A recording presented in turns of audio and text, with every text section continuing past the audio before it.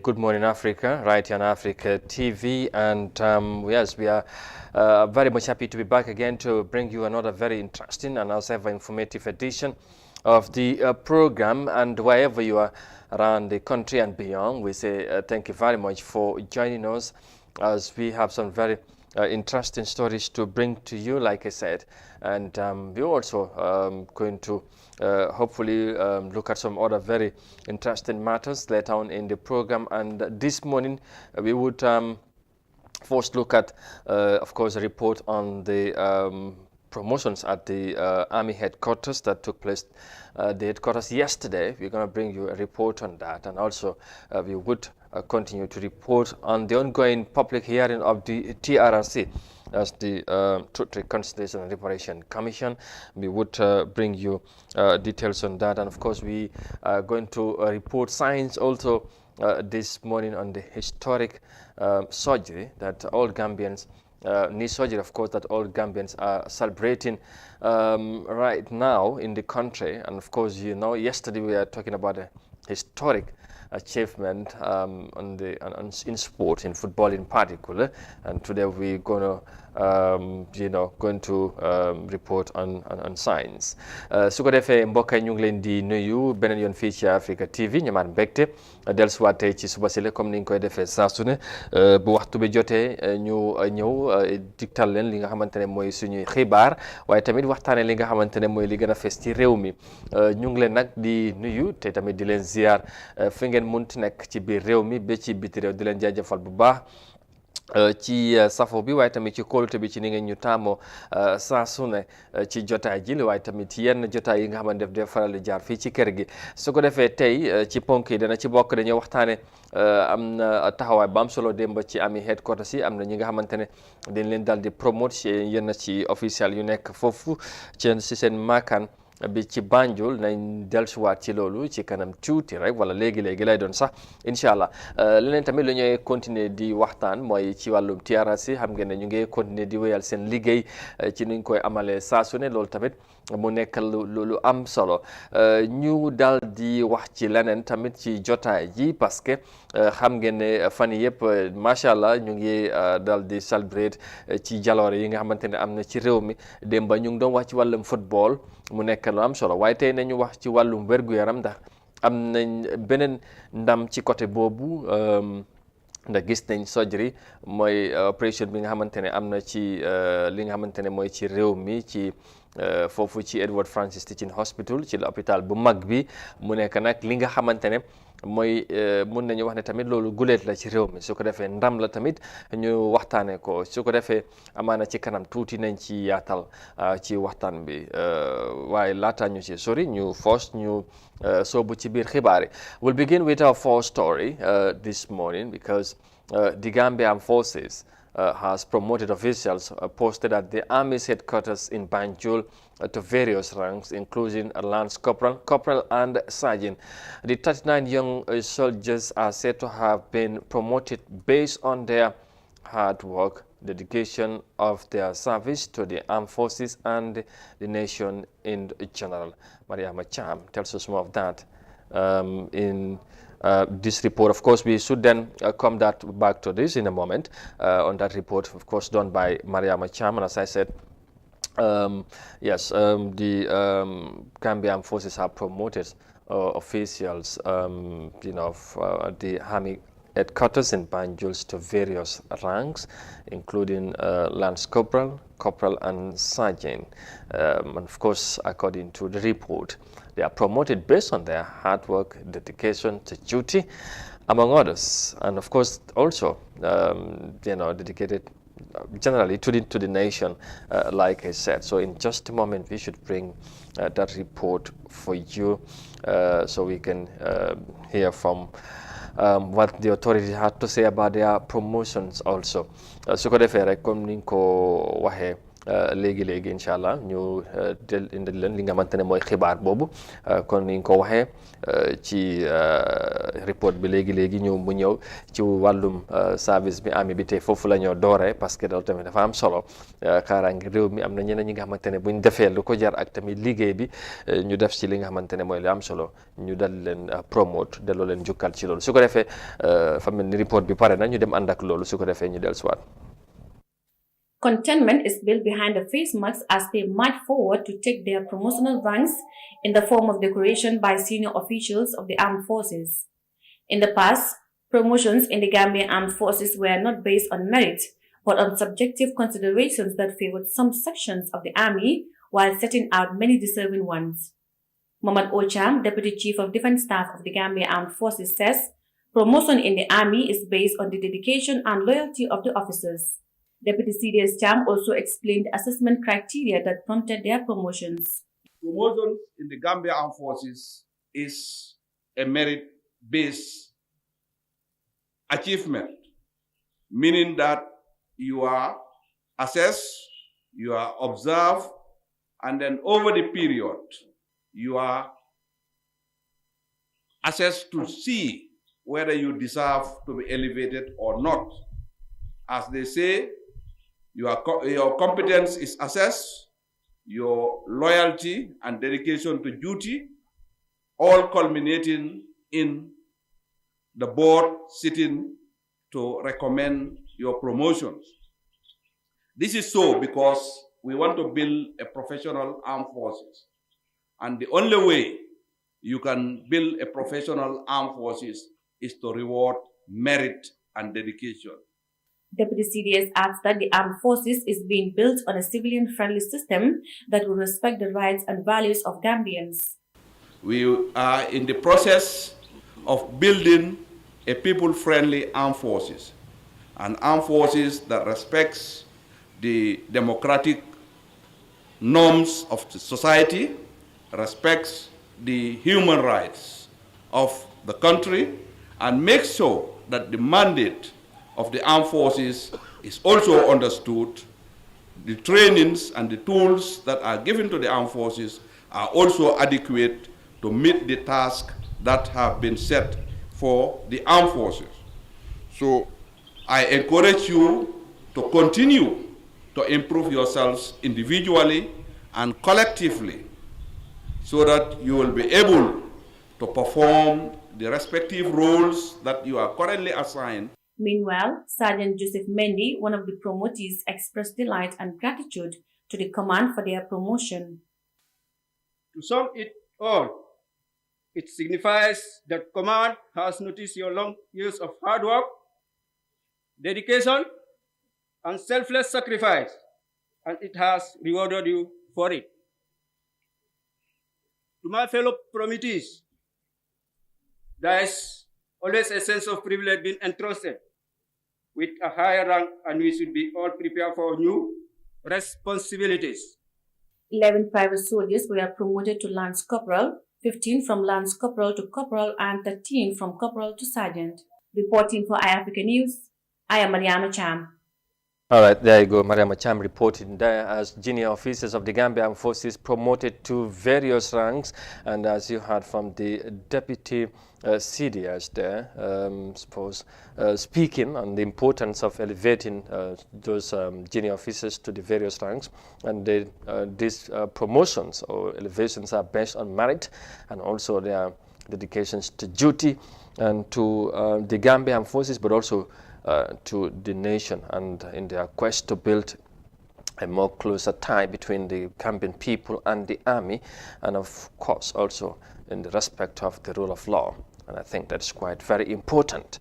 Well, mbokk yi comme ni ngeen ko gisee noonu ci report bi ñu ngi ko doon wax sànq rek dégg ngeen ñu lu génnee ci bataaxal boobu wala boog ci report bi di wax rek ne taxawaay army bi nekk na li am solo te ñu ngi jéem a fexe naka la ñu gën a dooleel loolu tamit gën koo yaatal lépp rek ñu gën a rataxal diggante army bi ak nit ñi waaye tamit gën a fexe lépp lu ñoo def rek mu nekk ci ñu teg ko ci kanami loi yooyu yëpp ay mbir yi nga xamante ne nekk na lu am solo parce que tamit ñoom ñooy bokk nañ ci ponk yu am solo pour kaaraange réew mi ñu leen di dooleel bu baax a baax si seen taxawaay ci réew mi ñu wéy wax ci leneen gannaaw report boobu ci wàllum sécurité wala ci wàllum army bi ñu way wax ci wàllum TRRC bi junjoon naa ko ci ndorte bi of course ñu daal di déglu lu fa xewoon démba den su ko defee ñu dellusiwaat. We'll move on now to matters of the TRRC. Like I said, a leading private legal practitioner named MC Cham said the executive tortured a suspect of treason-related cases while under custody at the NIA. Now, Counsel Cham made the revelations in her testimony before the Truth Commission on Tuesday. According to her, cases in which the executive arm of government have interest in or treason-related cases, her clients would allege being brutally tortured. Khadija Seka reports. Reports from Amnesty International appeared to state that confessions from suspects have been extracted through torture, raising concerns about the authenticity of the evidence presented before the court. An unsuccessful coup in 2006, led by the Chief of Defense Staff, Ndur Cham, to overthrow Yahya Jammeh's government has been cited frequently as an example for cases in which the perpetrators alleged that they were severely tortured in NIA custody. Counsel Nene MC Cham said the people charged with treason are frequently tortured. Sure, from first hand from my clients. And it is my belief, because that is what I saw and lived. And that is my belief, is that it was a state. And a policy, why not? Because it happened routinely in all of these cases. So. She also cited the case of the arrested UDP protesters who were calling for electoral reforms on April 14, 2016 as a reference. Nene Cham said the 3 women arrested were not showing up in court despite being charged. She added that it was evident that they were suffering in custody when eventually brought in court. Their situation was even worse. Tell us about. In fact, it took adjournments for them to produce them in court after the case had come to court. The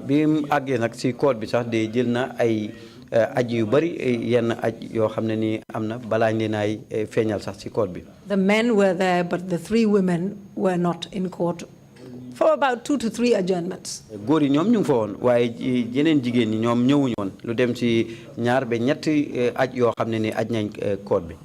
And yes, and their names were on the charge sheets. And when they eventually were brought to court, you can visibly see the pain that they were all. That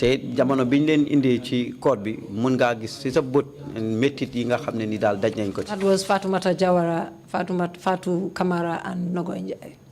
Gambia's former president ruled the country for 22 years with the help of 2 military institutions, the NIA and the Junglers, a paramilitary hit squad. The NIA has been reportedly responsible for the arbitrary arrest and detention of countless people, including journalists, civil servants, students, and LGBT people. Those detained for political reasons, including those perceived to support the opposition, who criticized the president or who highlighted the current administration's policy failure. And those implicated in coup attempts are often subjected to torture or other ill treatment frequently carried out by the junglers. Khadija Seka, iAfrica News. All right, more witnesses continue to appear before the TRRC, and that was a private legal practitioner there, of course, Nene MC Cham there, who appeared before the TRRC yesterday, as they continue to hear more, of course, on the case of justice and justice system and Jammeh at the time, how things were happening under his leadership. Of course, you know, we have been hearing many of the things that have been said since Monday to yesterday, and of course we will continue to expect more witnesses to appear before the commission, and of course, as always, you can watch all the proceedings as they happened live on Africa TV, as always, when the commission sits. Su ko defee rek comme ni nga ko déggee noonu wax naa ko TRRC bi ñu ngi kon ne di amal seen liggéey kooku kenn ci ñi nga xamante ne démb teewoon nañ ci kanami commission bi. di wax ba léegi ci taxawaay wàllum yoon ak yoonal ci yoon ak yoonal ci biir réew mi jamono nguur bu fi nekkoon ak yu mel noonu loolu tamit nag mu nekkoon lu am solo parce que ñu ngi see déggee yu bari yi nga xamante ne fu mu nekk nii gars yi ñu ngi see wax ci TRRC bi te ñu am yaakaar ne da ngeen continuer di am ñeneen ñi nga xamante nañ fa teew ngeen mun koo seetaan live ci Africa TV ni ngeen ko daan defee bu mu dooree ak léegi su ko defee ñu wéy nag wax ci leneen waxoon naa ko ci ndorte bi taay yëpp ñu ngi doon celebrate ci achievements yu am solo ci réew mi démba ñu ngi ci doon waxtaan ci wàllum football tey ci wàllu wér-gu-yaram la ñuy wax health mu nekk lu am solo. Now we'll move on to our next story, or port of call if you like, and we are going to report on science now, or health if you like, because yes, knee surgery could be a routine operation, but if you lived in a country with fragile healthcare system, of course, conducting first successful knee surgery is a great achievement. That is the case for the Gambia. Now, over the weekend, a team of orthopedics led by Dr. Keba Marena made historic after successfully conducting Gambia's first knee replacement surgery at Edward Francis Small Teaching Hospital in Banjul. However, making history is becoming a routine activity for the Gambia's first orthopedic surgeon, because in 2019, Dr. Marian and his team performed the first ever total hip replacement surgery in the Gambia. In the same year, they also successfully performed the first ever minimally invasive knee surgery in the country.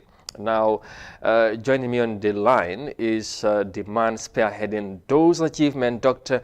Keba Marena. And of course, doctor is the head of the surgical department at the Edward Francis Small Teaching Hospital. He also trained and practiced in the UK for 12 years before returning to serve his nation in 2018. That year, he was the only Gambian trauma and orthopedic surgeon in the country. He also is a full-time senior lecturer at the University of the Gambia and a part-time lecturer at the American International University, West Africa. Doctor, good morning, and thank you very much for joining us. First, I would say congratulations for the remarkable and landmark achievement. Tell us, what was your feeling immediately after you conducted that successfully surgery?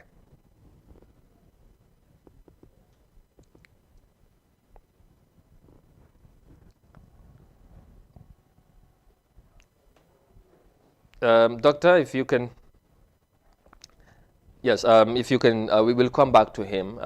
Apparently he's not seemingly hearing us, but we'll try to get him back quickly so we can get his thoughts, and of course we want to discuss at length on this very important achievement.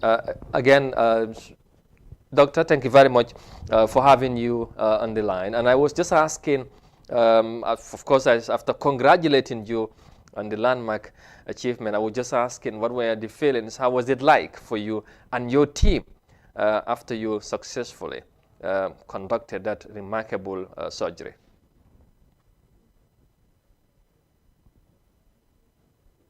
Yes, so thank you for having me. I was just apologizing for the internet connection. So as you said at the start, that this would be considered routine in a lot of places. But of course, for us, a lot of things that are routine elsewhere, there has to be a first time for them, because most of these things weren't being done previously. It takes a lot of planning. So to be able to successfully carry it out and have a patient who is happy afterwards, I think for the whole team, just it gives you a very good feeling that you've done something and you've helped a patient, and it's something different. And also it may mean that other people will come to be able to help more people. So that was the most satisfaction that we get from it. And I think most of us were all caught a little by surprise by the social media attention that it got. But that's very good all the same, because it does bring our work to light to show what we've been doing over the last couple of years. All right. Now, how is your 70-year-old patient doing? She's doing well. She was walking yesterday with our physiotherapist, and we do a bit more today. And if everything is fine, she should be able to go home. But one of the more important things, pain-wise, she's doing very well with regards to her pain, and that's a big change for her. All right, fantastic. Now, I said, of course, as we know, this is the first time ever. Now, I of course want to ask what prompted this surgery. I mean, what was wrong with the patient you operated on? So the patient has a problem that I think a lot of people will have heard the name. It's arthritis, which just means that the knee joint was very worn out. The bones were rubbing together and causing a lot of pain, making it difficult to walk and difficult to move the knee joint. When it gets to a certain stage, the only treatment that will cure it is to do what we call a replacement, where we put something synthetic inside to recreate the natural joint surfaces that we have. All right. Now, how was it like? Was it more of a challenge, or was it that much challenge as maybe someone might expect? Can you please briefly take us through what happened, Doctor? I think it is a challenge, because even though personally I have done a number of these before, for the rest of the team, it was sold for the first time. And as a surgeon, you don't work on your own. You need the whole team on board to be able to do it. So there was a lot of learning going on whilst we were doing it. You know, we tried a slightly different technique with the anesthesia, so for the pain relief. So we were learning together as a team, learning how we can do these in future. So the next one, of course, will be slightly less challenging because we're in advance the next time. All right. Now, of course, like you said, doing such kind of operations is not an easy task, considering the fragile health system. What does, I mean, of course, you know, I was going to ask, what does it take to do such a surgery in the Gambia?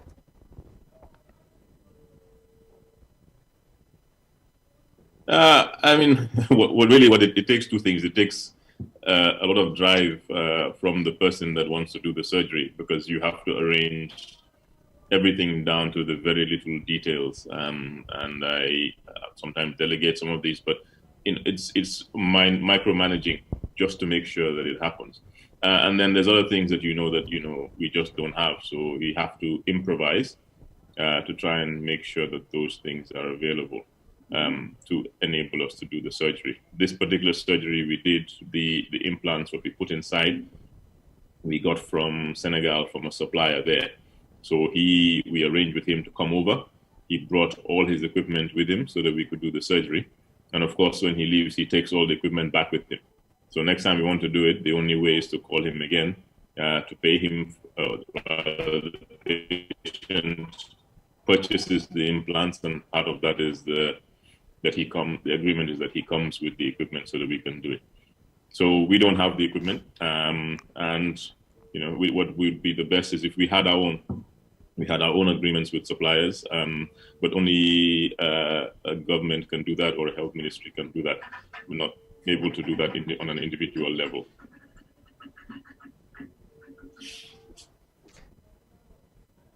Yes. All right. Now, Doctor, I mean, this is a huge achievement as everyone is celebrating, and but then it's also good to say, first, as I highlighted earlier on, it was a hip replacement surgery that you conducted, then a minimally invasive knee surgery, and now a complete knee replacement surgery. What could Gambians expect next?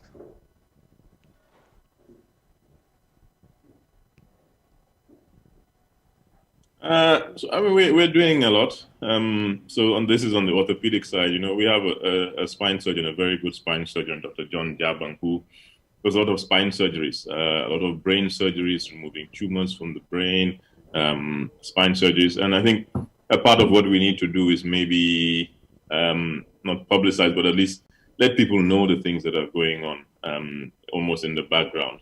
We're doing minimally invasive abdominal surgery. Just a few days ago, one of our doctors did an appendix, when we have appendicitis, removed an appendix through keyhole surgery, so using cameras. So there's a lot of advancements that we are doing.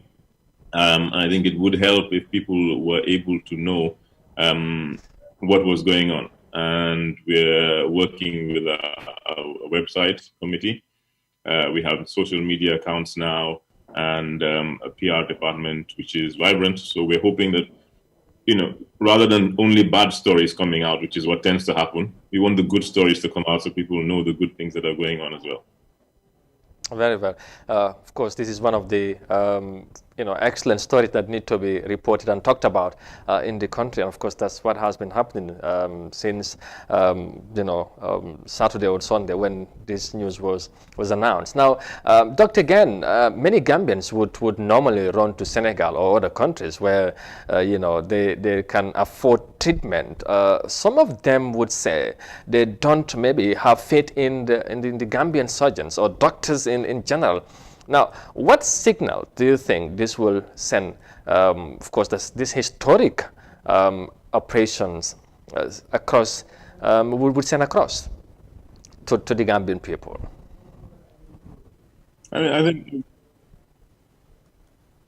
as the saying goes, no condition is permanent. So people have a lack of faith in the hospital system.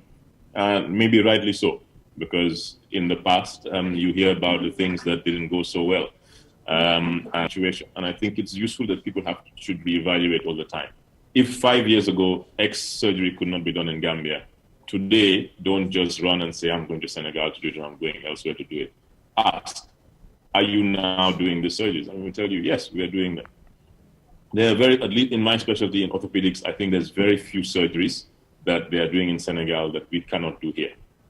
There are still things that we can't do, that we have to refer abroad, but they are far less than before. And especially in terms of the neighboring country, I don't think there's very much that they can do that we can't do, as long as we have the materials. And sometimes that involves paying. To us is the one who supplies the people in Dakar. So it's at the same price. So all they're paying for in Gambia is the price of the implant, which is about $110,000. In Senegal, they'll pay that, plus the fare to Senegal, plus what they're going to charge them to have the operation. So it ends up being 4 or 5 times as much. All right. Now, earlier on, we touched on the challenges. And again, I would ask, as the head of the surgical department, now, can you briefly tell us or take us through some of the challenges your department faces in terms of general operations? Our challenges are twofold. Our challenges are, one, the human capital. And I think that's going to be understated how important that is. Because really, if we don't have the experienced doctors, then it makes it difficult to do things. And even the few that we have, it's not enough to go around. I can't be here all the time. My colleagues also who are one, maybe Dr. Jabang, for example, only one neurosurgeon. General surgeons, Gambian ones, we have one again. So what we need to do is train the younger surgeons. And luckily we've started a West African college training program. And we're hoping that maybe in the next 3 to 4 years, we'll have fully trained surgeons in various disciplines coming back, so that we can then improve what we're able to do. But it's not just doctors, on the side of the nursing staff, the theater staff, the ward staff, we need motivated individuals. And some of that, of course, comes from the pay conditions too. We want people who really want to help. There are a lot of patriotic nurses and doctors and other specialists in the hospital, but we also need to encourage them. And it's not only monetary, sometimes recognition like this helps, because if people see that our work is being appreciated, it does help to push things forward. On the infrastructure side, of course, we can do better. Luckily today, this afternoon, we're actually going to be opening a refurbished theatre complex, which is almost state-of-the-art theatres. And hopefully people seeing that will also let people know that, we're not still using the 1950s theatres that we had before. We are moving forward with things.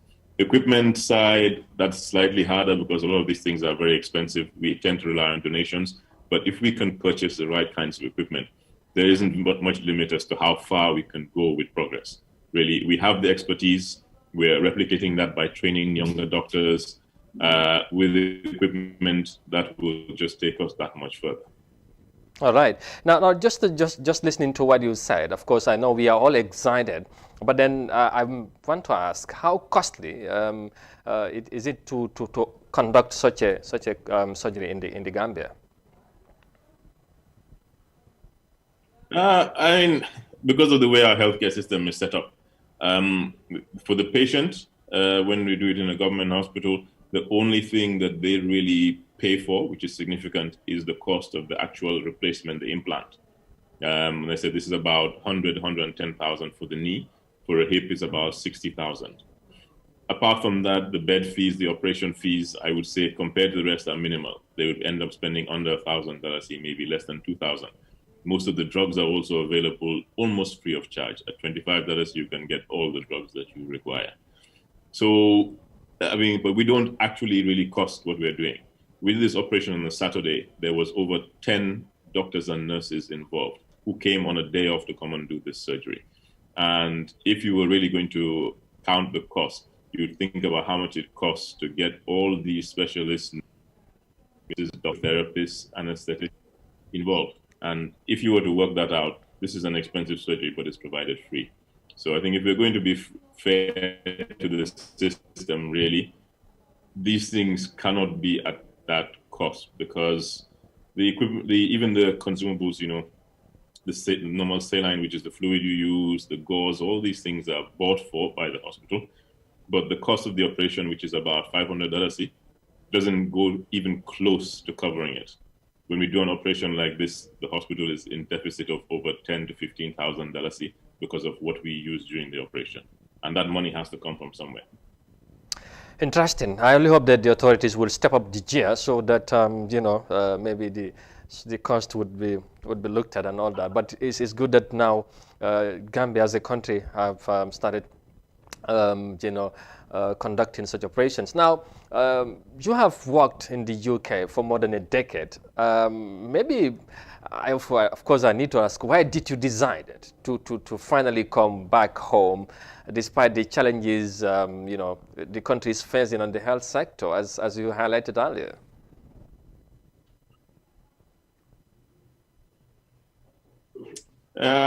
Gambia is my home.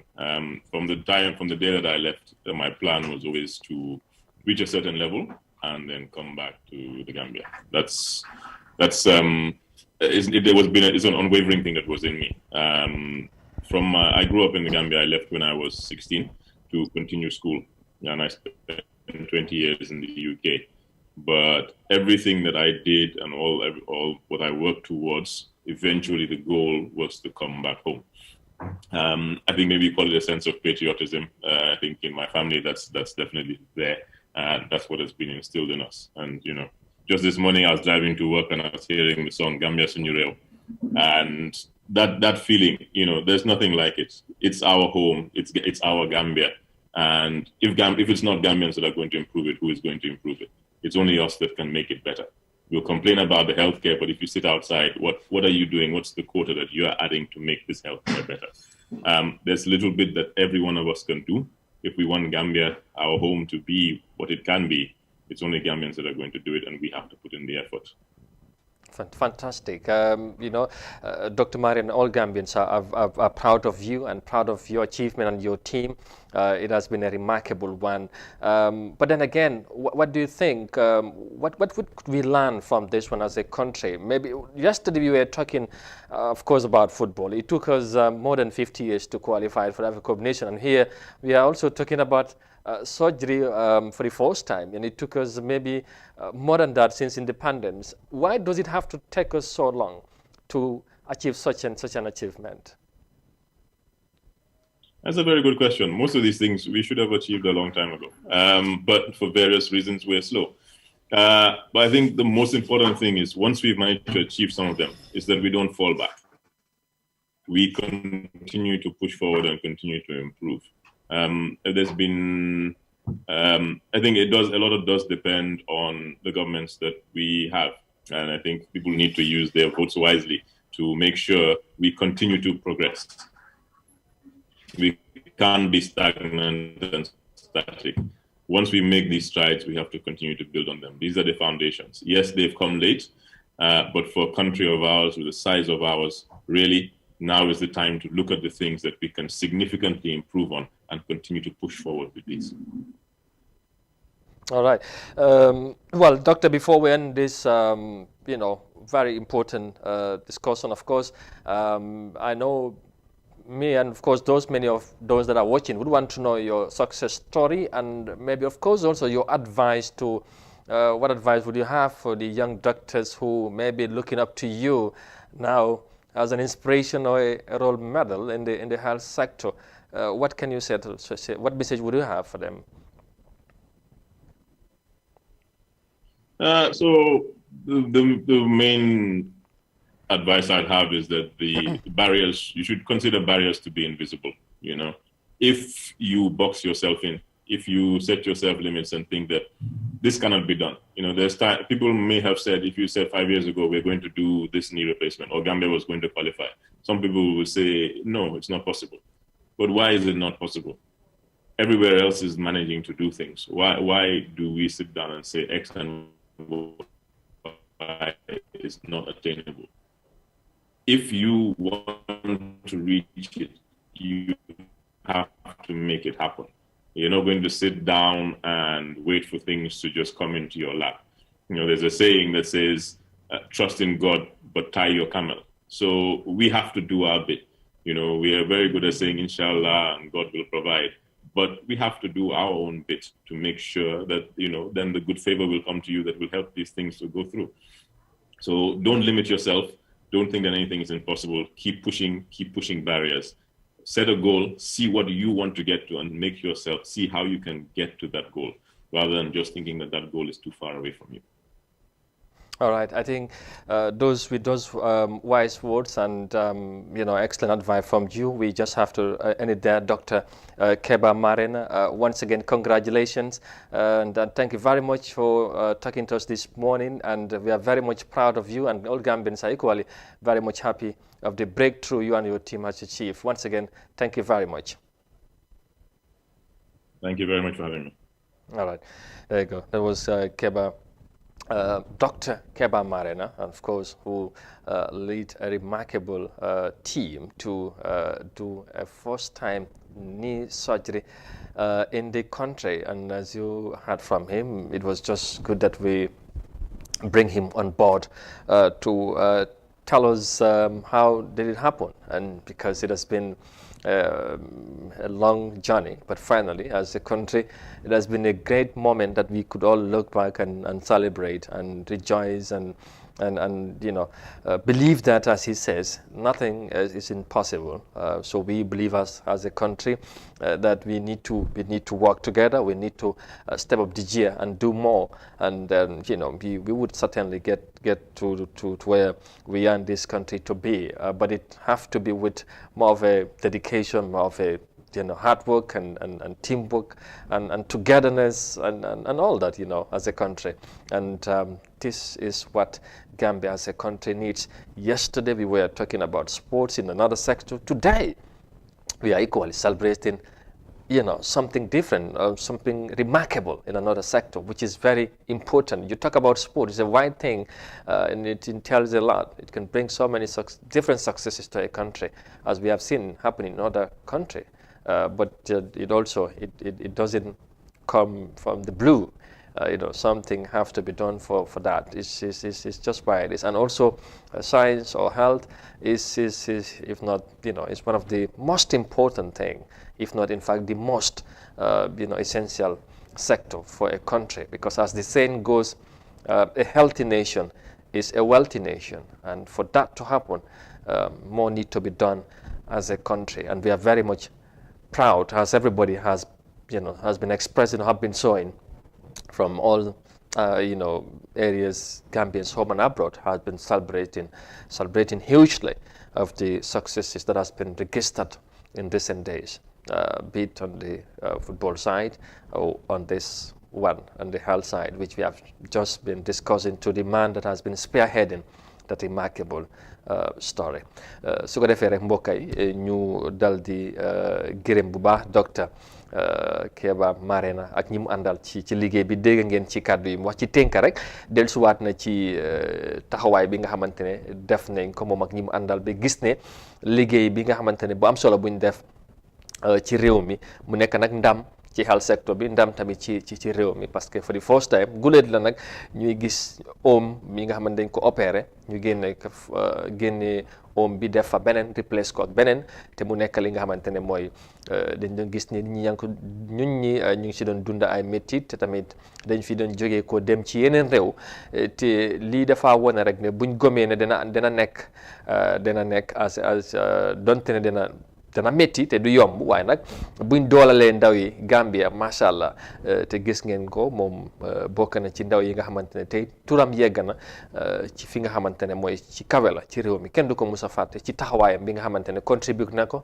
ci réew mi. ku ne nag ci fànn bi nga nekk boo ci taxawee wane ci jom, wane ci fulla ak fayda, wax ne Gambia moo la ko jaral, te wax na ko, nee na affaire yi du yomb, su ko defee wala nekkul lu yomb, waaye gëm la rek, ndax moom am na fi mu nekkoon, bu gëmutoon Gambia, bu gëmutoon réewam, amaana dana fa des gis boppam ak amam, waaye dafa ne déedéet, xaaral ma dellu suma réew gannaaw bu mu amee xam-xam dem njëriñu suma réew.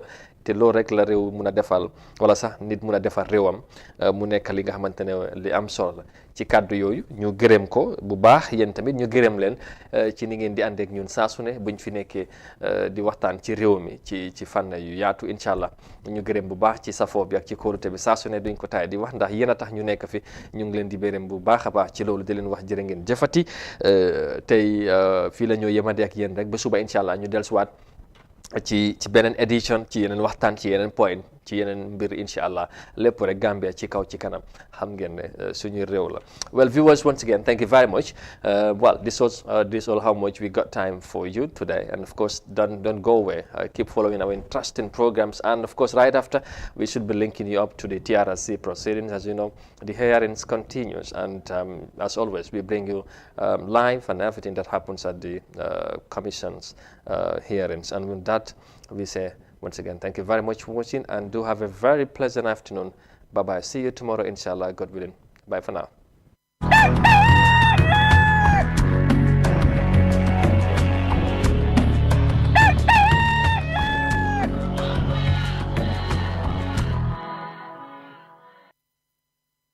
Gambia may be the smallest country in Africa, but it will host the second largest gathering of world leaders in 2020.